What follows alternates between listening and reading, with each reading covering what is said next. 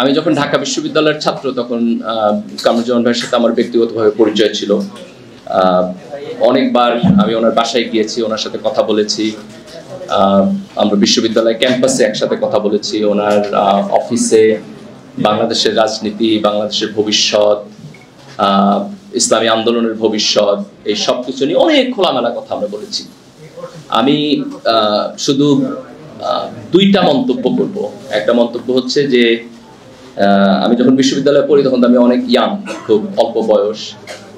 তো কামরুজ্জামান ভাই যেভাবে ব্যক্তিগতভাবে পার্সোনালি খোঁজ নিতেন, পরামর্শ দিতেন, বিভিন্ন জায়গায় আমাদের সাথে আলাপ আলোচনা করতেন, বাংলাদেশের একজন জাতীয় রাজনৈতিক ব্যক্তিত্ব, তার জায়গা থেকে এটা খুব ইমপ্রেসিভ পার্সোনালিটি, খুবই ইমপ্রেসিভ পার্সোনালিটি।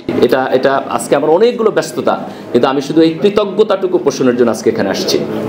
যে তখন তো অনেক ছোট ছিলাম, বুঝি নাই, কিন্তু আজকে যখন নিজের বয়স হয়েছে, বড় হয়েছি, তখন এটা খুব উপলব্ধি করি যে একটা মানুষের স্ট্যাচার যখন অনেক বড় হয়, সেই জায়গা থেকে বিশ্ববিদ্যালয়ের একটা ছাত্রের সাথে উনি যখন কথা বলেন, সেই কথা বলার মধ্যে যে দৃষ্টিভঙ্গি, যেই নমনীয়তা, যেই ইন্টারেস্ট, এটার যে কতখানি গুরুত্ব, এটা আজকে আমি বুঝি। দ্বিতীয়ত, কামরুজ্জামান ভাইয়ের একটা অসাধারণ জিনিস ছিল, সেটি হলো যে কোনো বিষয় সম্পর্কে ওনার খুব স্বচ্ছ জ্ঞান ছিল। উনি পলিটিক্যাল ফিলসফি খুব ভালো বুঝতেন এবং দলের অথবা ব্যক্তির স্বার্থের চাইতে দেশের এবং উম্মার স্বার্থ যে অধিক গুরুত্বপূর্ণ, এটি আমি তার দর্শনের মধ্যে সবসময় দেখেছি। আজকে বাংলাদেশের রাজনীতিতে যে ক্রাইসিস, সেই ক্রাইসিসের একটা বড় কারণ হলো যে আমরা আমাদের জাতীয় ঐক্যমত কোথায়, এটা আইডেন্টিফাই করতে পারি না। যদি কখনো কখনো আইডেন্টিফাই করতেও পারি, স্বার্থের কারণে সে ঐক্যমতের জায়গায় আমাদের রাজনৈতিক অ্যাক্টিভিজম থাকে না। কিন্তু আমি কামরুজ্জামান ভাইকে বহুবার এই কথা বলতে শুনেছি যে না, এই জায়গায় যাওয়া যাবে না, এটা হয়তো একটু কনফ্লিক্টিং, কিন্তু এখানে জাতীয় স্বার্থ ক্ষতিগ্রস্ত হবে। বহুবার আমি ওনাকে অপিনিয়ন দিতে দেখেছি যে না, ঠিক আছে, এটা হয়তো কন্ট্রোভার্সিয়াল, কিন্তু উম্মার জন্য এটা জরুরি, কাজে এটা আমাদেরকে বলতে হবে। বহুবার আমি ওনাকে দেখেছি এটা হয়তো একটা পপুলিস্ট অপিনিয়ন, কিন্তু উনি বলছেন না, এই পপুলিস্ট অপিনিয়নে যাওয়া যাবে না, কারণ এর মধ্যে আমাদের কালেকটিভ স্বার্থের হানি আছে।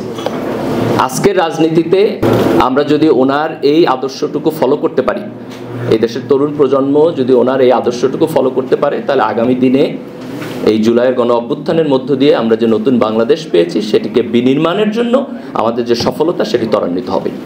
আমি আশা করব যে এই বই ওনার জীবনের শেষ সময় খুব ক্রিটিক্যাল একটা মোমেন্ট থেকে লেখা, তার সারা জীবনের যে উপলব্ধি, বাংলাদেশের রাজনীতিকে দেখা, বাংলাদেশের সংস্কৃতিকে দেখা, উনি সাংবাদিক ছিলেন, এই দেশের মিডিয়া এবং সংবাদ জগৎ নিয়ে ওনার যে উপলব্ধি, এটিকে আমাদের তরুণ প্রজন্ম ধারণ করবে এবং আগামী দিনে তারা জাতির এবং উম্মার খেদমত করবে ইনশাআল্লাহ।